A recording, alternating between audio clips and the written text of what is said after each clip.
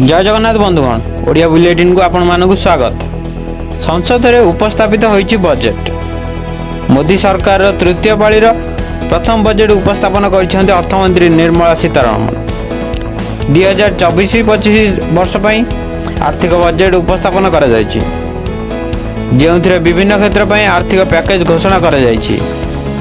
मोदी सरकार तृतीय पाळी रे अनेक जिनिस सस्ता होइथिबा बेले अनेक सामग्री महंगा होइछि। आसंतु नजर पकाइबा कौन सस्ता होइछि एवं कोन जिनिस महंगा होइछि। तो यदि वीडियो भल लगे तेज चैनल को सब्सक्राइब करने, वीडियो गोटे लाइक करने।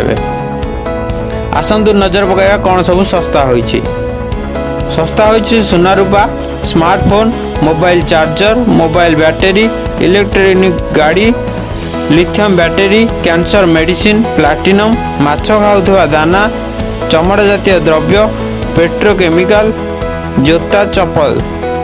आसंतु नजर पकाइबा केउं सब सामग्री महंगा होइछि।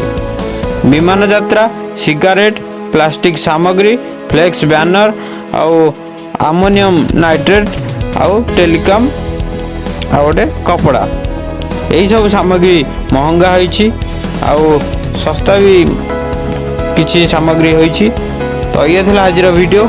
जदि वीडियो भल लगी था तेज चैनल को सब्सक्राइब करने, वीडियो गोटे लाइक करने। जय जगन्नाथ।